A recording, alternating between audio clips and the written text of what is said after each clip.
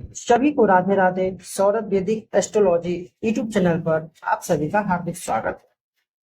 प्रिय दर्शकों, आज मैं बात करूंगा गोचर के ऊपर, या यूं कह लीजिए गोचर कुंडली के ऊपर। आपको पता होगा जब ग्रह अपना राशि या भाव परिवर्तन करते हैं तो ये गोचर कहलाता है। और करेंट टाइम में 3 प्लेनेट अपना राशि परिवर्तन किए हैं। 3 प्लेनेट मैं इसलिए बता रहा हूं, हालांकि करते तो सभी हैं, बट शनि राहु केतु ये स्लो प्लेनेट है। शनि बहुत लेट अपना राशि या भाव परिवर्तन करते हैं और राहु भी 18 महीने लगाता है अपना राशि भाव परिवर्तन करने में। और करेंट टाइम में शनि राहु केतु ही अपना बहुत सालों के बाद 18 महीने के बाद राहु का राशि परिवर्तन हुआ और 2.5 साल के बाद शनि का। इसीलिए मैंने 3 प्लेनेट लिया आपको समझाने के लिए। ये है चंद्र गोचर और ये है लग्न गोचर। लग्न गोचर का मतलब हुआ कि वृश्चिक लग्न से स्टार्ट हो रहा है, और चंद्र गोचर का मतलब हुआ कि जस्ट लाइक एक चंद्र कुंडली कह लीजिए। ये मेरे क्लाइंट की कुंडली है, मैं समझाने के लिए आपको बता रहा हूं। वृश्चिक लग्न की उनकी कुंडली थी और चंद्रमा मेष राशि में छठे भाव में था। तो चंद्र कुंडली अगर हम बनाते हैं तो चंद्रमा जिस राशि में होता है उसको हम पहले लिखते हैं। तो यहाँ पर चंद्रमा मैंने लिख दिया मेष राशि में, और चंद्र कुंडली के जैसा ही चंद्र गोचर होता है, सेम होता है। यहाँ कुंडली की जगह गोचर लग जाता है और लग्न कुंडली की जगह लग्न गोचर होता है। तो चलिए मैं आपको फलित करना सिखाता हूं। आप लोग को बहुत सारी एस्ट्रोलॉजर सिर्फ चंद्र गोचर के हिसाब से फलित करना बताए होंगे। लग्न गोचर के बारे में बहुत कम ज्योतिषी को नॉलेज है कि लग्न गोचर से कैसे फलित करते हैं। मान लीजिए चंद्र गोचर में आपका प्लेनेट अच्छा है और लग्न गोचर में खराब राशि में जा रहा हो, नीच का हो, खराब भाव में जा रहा हो, तो फिर तो आप यही कहोगे कि चंद्र गोचर के हिसाब से तो मेरा एक प्लेनेट अच्छा है, तो मुझे बुरे रिजल्ट क्यों मिल रहे हैं। इसीलिए मैं दोनों गोचर में यहाँ पे आप लोग के सामने बनाकर दिखा रहा हूँ। सॉरी बना हुआ है, और मैं इसी से आपको फलित करना भी सिखाऊंगा कि दोनों गोचर से कैसे फलित करते हैं। चंद्र गोचर में शनि कुंभ राशि से निकलकर मीन राशि में गुरु की राशि में गया है, इसमें चंद्र गोचर की बात कर रहा हूं। और राहु इनके कुंडली में 12th हाउस से निकलकर 11th हाउस में आए हैं। आपकी कुंडली में राहु का पोजीशन चेंज हो सकता है, बट जो नियम है सेम ही अप्लाई होंगे। और केतु इनके लग्न चार्ट में 6 में आ गए, और चंद्र गोचर में केतु पंचम में आ गए, क्योंकि राहु केतु 18 महीने में अपना राशि भाव परिवर्तन करते हैं। और मैं हमेशा अपने वीडियो में बताता हूं कि राहु और केतु हमेशा उल्टा चाल चलते हैं, हमेशा अपोजिट चलते हैं बाकी ग्रहों के अपेक्षा। ये उल्टा चलते हैं, बाकी ग्रह सीधा चलते हैं। चंद्र कुंडली में देखिएगा राहु इनका एकादश भाव में है, लाभ भाव में है, अच्छा भाव है, इनकम के लिए, वेल्थ के लिए बहुत अच्छा माना गया है। तो मैंने इनको प्रिडिक्ट किया था कि आपके लिए राहु का जो स्टार्टिंग फेज है उसमें थोड़ा प्रॉब्लम हो सकते हैं, बट आगे चल करके सडन गेन आपको राहु देगा। जब मैंने लग्न गोचर देखा फलित करने से पहले कि राहु शुक्र भाव में 11th हाउस में उनका आया हुआ है, यहाँ तो राहु अच्छा है और यहाँ भी भाव अच्छे मिले, तो मैं आप लोग को बता दूं कि लग्न गोचर में मैंने जब देखा कि राहु इनके सुख भाव में आ गए, तो मैंने इनको बताया कि आप जहां भी काम कर रहे होंगे वहां से आप सेटेल अपने घर की तरफ आ जाएंगे। कुछ ना कुछ ऐसा घटित होगा जिससे आपको घर आना पड़ेगा। फिर मैंने उन्हें बताया कि राहु आपके 11th हाउस में है तो आपको लाभ भी होगा। आपके पिता से लाभ हो सकता है, माता से लाभ हो सकता है, आपके दोस्त सपोर्ट कर सकते हैं, दोस्तों से भी पैसा मिल सकता है। यहाँ के लिए राहु अच्छा हो गया चंद्र गोचर के हिसाब से। देखिए मैं फलित करके बताया। फिर मैं लग्न गोचर से हिसाब से फलित किया, तो आपको माता का टेंशन हो सकता है, माता को प्रॉब्लम हो सकता है आपसे।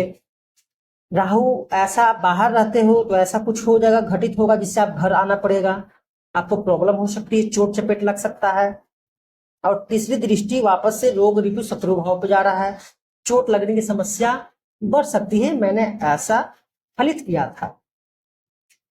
और 7वीं दृष्टि कार्य क्षेत्र पे जा रहा है, तो जहां आप काम कर रहे हो तो कुछ समय के लिए वो काम छूट जाएगा। जब आप घर आओगे वापस वो काम स्टार्ट करोगे। ठीक होने के बाद अगर कोई ऐसा चोट चपेट या एक्सीडेंट वगैरह होता है, तो मैंने ऐसा प्रिडिक्ट किया था। और चंद्र गोचर में एक चीज और ध्यान दीजिए, शनि अपनी राशि से निकल के चंद्र गोचर से अपने से 12वें में गया है, तो बर्मा भाव व्यय का होता है, मोक्ष का होता है, हॉस्पिटल खर्चों का होता है, कोर्ट कचहरी का होता है, विदेश यात्रा का होता है। ये चंद्र गोचर में शनि 12th हाउस में आ गए। लग्न गोचर में मैं जब ध्यान दिया कि शनि इनके मीन राशि में पंचम भाव में आ गए हैं। शनि एक स्लो प्लेनेट है, तो मैंने चंद्र गोचर से प्रेडिक्शन करके बताया था उन्हें, आपको चोट लग सकती है, आपके मेडिसिन में पैसा खर्च हो सकते हैं। और मैंने जब लग्न गोचर से प्रेडिक्शन किया तो मैंने बताया कि आपकी जो सोचने समझने की जो शक्ति है बहुत स्लो हो जाएगी। आपके अपने संतान है, संतान में देरी हो सकती है। अगर संतान है तो उसमें थोड़ा उनका भी तबीयत खराब हो सकता है। सट्टेबाजी कर रहे हैं तो उसमें आपको सेकंड गेन मिलने की स्थिति बहुत कम दिखाई दे रही है। तो मैंने ऐसा प्रिडिक्ट करके उनको बताया था। बताने के तकरीबन 15 से 20 दिन ही बाद उनके घर से फोन आया कि गुरु आपने जो फलित किया था वो सही हो गया, क्योंकि वो गिर गए हैं और उनको चोट लग गया है, उनका एक्सीडेंट हो गया था। तो मैंने जो प्रेडिक्शन बताया वो बिल्कुल एक्यूरेट निकला। तो चंद्र गोचर से चंद्र गोचर के हिसाब से राहु तो बहुत अच्छा फलित कर रहा है, और लग्न गोचर के हिसाब से राहु खराब रिजल्ट दे रहा है, और राहु का महादशा भी चल रहा था। इसीलिए चंद्र गोचर और लग्न गोचर दोनों इंपॉर्टेंस है, दोनों से फलित करके बताना चाहिए। बहुत सारे एस्ट्रोलॉजर को मैंने देखा हूँ चंद्र गोचर से प्रेडिक्शन करते हैं, फलित करते हैं, बट लग्न गोचर छोड़ देते हैं। जब भी आपके पास कोई क्लाइंट आता हो, आप कुंडली अध्ययन करते हो, तो थोड़ा समय लेकर के कीजिए। ऐसा नहीं है कि चंद्र गोचर आपने देख लिया, चंद्र से प्रेडिक्शन कर दिया और लग्न गोचर उनका खराब है, तो इंसान ऐसा ही सोचेगा गुरु जी आपने तो बताया बहुत अच्छा जाएगा, बट मेरा समय तो खराब ही जा रहा है। तो ग्रह जब अपना भाव राशि चेंज करते हैं तो अच्छा भी करते हैं और बुरा भी करते हैं। तो मेरा आज का यही टॉपिक था कि चंद्र गोचर भी इंपॉर्टेंस है और लग्न गोचर भी इंपॉर्टेंस है। 50% चंद्र गोचर का रिजल्ट मिलता है, 50% लग्न गोचर का रिजल्ट मिलता है।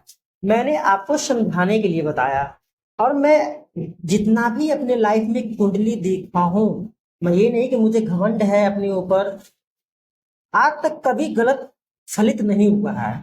माता रानी की असीम कृपा है मुझ पर कि मैं जितना भी फलित किया हूं कभी गलत फलित किसी का नहीं हुआ है। अगर आपको नॉलेज है, ग्रहों को पढ़ पाते हैं, हर चीज का एक नॉलेज है, डिग्री एंगल निकाल लेते हो, तो आपको फलित करने में कोई प्रॉब्लम नहीं होगी। तो चंद्र गोचर से यहाँ शनि भी दिक्कत दे रहा है और लग्न गोचर से भी शनि दिक्कत दे रहा है। तो शनि यहाँ, हालांकि शनि तो धनु और मीन राशि में बहुत अच्छा रिजल्ट देते हैं, बट लग्न गोचर से खर्चे करवाएंगे, उनका व्हीकल एक्सीडेंट हो गया तो उसमें पैसे चले गए। और लग्न लग्न गोचर से उनको संतान में प्रॉब्लम हो रही है, क्योंकि शनि एक स्लो प्लेनेट है, कोई भी चीज को देने में डिले करते हैं। और पंचम भाव में शनि वैसे भी अच्छा नहीं होता कि काल पुरुष की कुंडली में पंचम भाव किसका होता है? सूर्य का होता है। सूर्य क्या है? पिता के कारक है, ग्रहों का राजा है। शनि और सूर्य में कभी बनते नहीं है। तो गोचर कुंडली जब भी अध्ययन कर रहे हो, मैं एस्ट्रोलॉजर की बात कर रहा हूं, अगर आप लोग मेरा वीडियो देख रहे हो तो प्लीज लग्न गोचर और चंद्र गोचर दोनों का एक बार मिलान कर ले, दोनों का फलित देख ले, फिर उसके बाद अपने क्लाइंट को बताएं। और मैं अपने दर्शकों को बताना चाहता हूं कि जब भी आप किसी के पास जाते हैं, किसी भी ग्रह का दशा अंतरदशा चल रहा हो, उस हिसाब से भी आप अपना गोचर चेक करवा सकते हैं, उस हिसाब से भी अपना प्रेडिक्शन फलित करवा सकते हैं कि इस ग्रह का महादशा में मेरा समय कैसा जाएगा। तो मेरे समझाने का यही मतलब था कि चंद्र गोचर क्या होता है, लग्न गोचर क्या होता है। अगर आप नहीं समझ पा रहे फिर भी तो वीडियो को एक बार रिमाइंड कीजिए। और मैं एक चीज और बताना चाहता हूँ, मैं न्यू बैच स्टार्ट करने वाला हूँ। पहले के बैचेस सब खत्म हो गए हैं, 2 बैच हट चुके हैं। अगर आप लोग ज्योतिषी में इंटरेस्ट रखते हो, सीखना चाहते हो, तो आप लोग मुझसे कंसल्ट कर सकते हो। मैं ज्योतिषी सिखाता भी हूँ। अगर आपको किसी चीज के बारे में पूछना हो, संतान चाहना हो, कुंडली दिखवाना हो, बनवाना हो, आपको क्या लाइफ में करना है, कुछ समझ भी नहीं आ रहा है, बहुत परेशानी चल रही है, इसके अलावा घर में प्रॉब्लम हो, कलेश वगैरह हो रहे हो, पूरा शांति करवाना चाहते हो, तो आप मुझसे कंसल्ट कर सकते हैं। डिस्क्रिप्शन में मेरा नंबर दिया होता है। धन्यवाद।